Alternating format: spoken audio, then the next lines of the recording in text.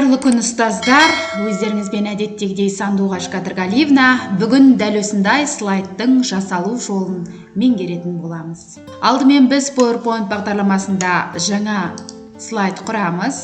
Артық элементтердің барлығын әдеттегідей жойып тастаймыз. Мен бұл презентациялардың барлығын PowerPoint-тың 2021 жылғы версиясында жасап отырмын.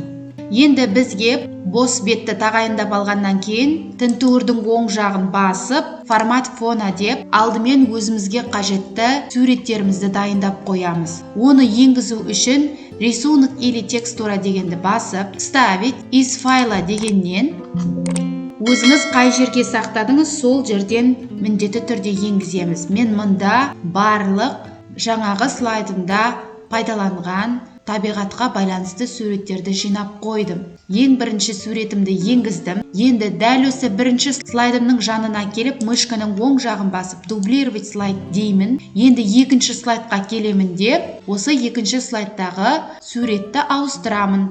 Ол үшін тағы да вставить дегенді басып, из файла дегенді таңдап, екінші табиғаттың суретін қоямын. Міне қойылды. Енді дәл осы үшінші слайдты дублировать етіп, үшінші слайдымызға келіп, вставить деп басып тағы да из файланы таңдап, үшінші слайдымызға қажетті суретті таңдаймыз. Дәл осындай әрекетті қалған слайдтарымызға да қайталаймыз.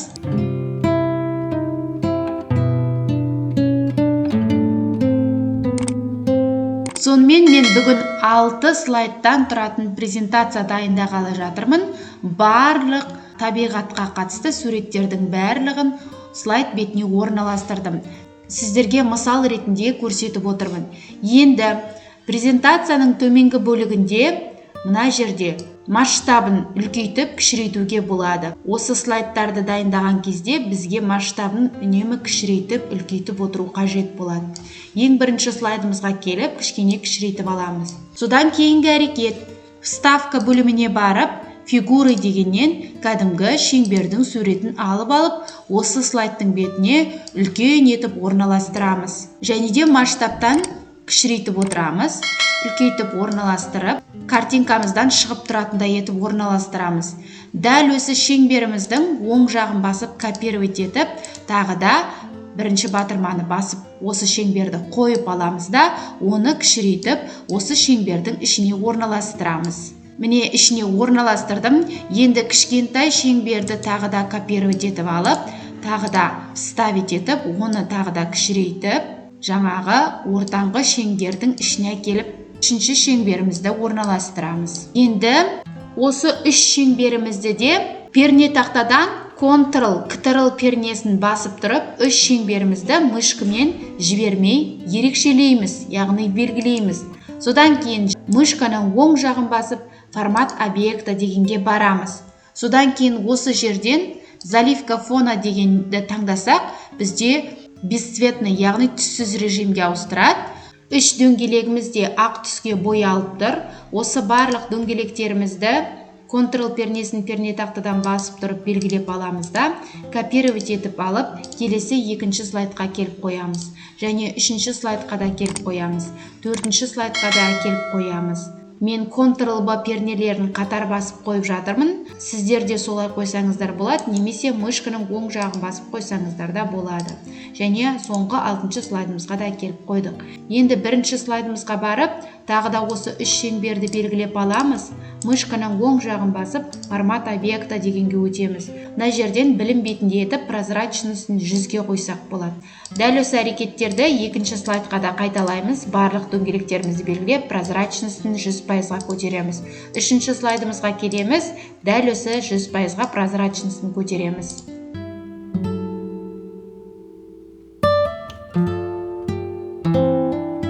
Енді ең бірінші дөңгелегімізді белгілеу үшін үстінен басамыз. Сол кезде мына бағыт тұрады, осылай тұрса, біз оны былай қарай бұрамыз. Екінші дөңгелегіміздің үстіне барамыз. Бағыттарын мына бұру арқылы өзгертеміз. Үшіншіге барамыз да, мынаны былай өзгертеміз. Енді екінші слайдымызға келеміз. Кішкентай дөңгелегіміздің ортасын басқан кезде бірден белгіленіп кетеді. Тағы бұрамыз.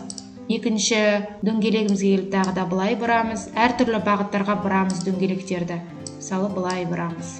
Үшінші слайдымызға келеміз. Кішкентай дөңгелегімізден бастап оңға солға бұрсақ болады. Ол үшін дөңгелектің үстінен басамыз. Сол кезде мына жерде бұру белгісі шығады. Осыны әртүрлі жаққа қарай бұрсақ болады. 4-ші слайдымызға келеміз. Дәл осы әрекеттерді жасаймыз. Және 5-ші слайдымызға келеміз. Тағы да дөңгелектерді бұрамыз. Және де 6-шы слайдымызға келіп, дәл осы дөңгелектерді бұрамыз.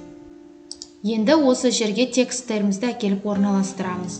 Ол үшін мен дайын тұрған тексттерді әкеліп орналастыра қоямын.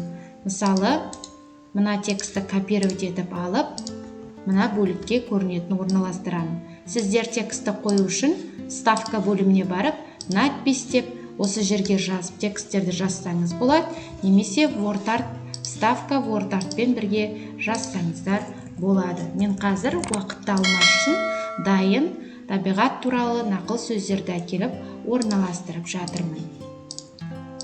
Екінші текстімізді әкеліп орналастырамыз, көрінетін аймаққа қарай қоямыз. Дәл солай келесі тексттерімізді белгілеп алып, копировать деп 3-ші слайдымызға келіп қоямыз.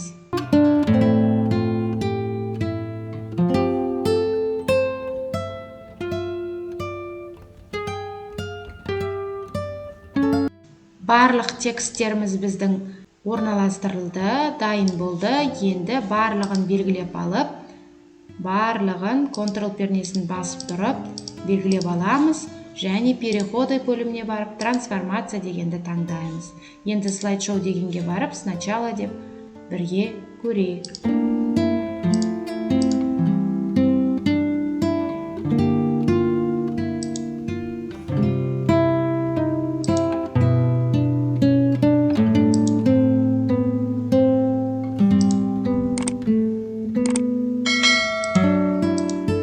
Осылайша біз бүгін ерекше стильдегі слайдты бірге жасадық. Сіздерге бүгінгі видео пайдалы болды деп ойлаймын. Әрине видеоға лайк басып, пікір қалдырып, өзге де әріптестерге бөлісе жүріңіздер, кәделеріңізге жарасын.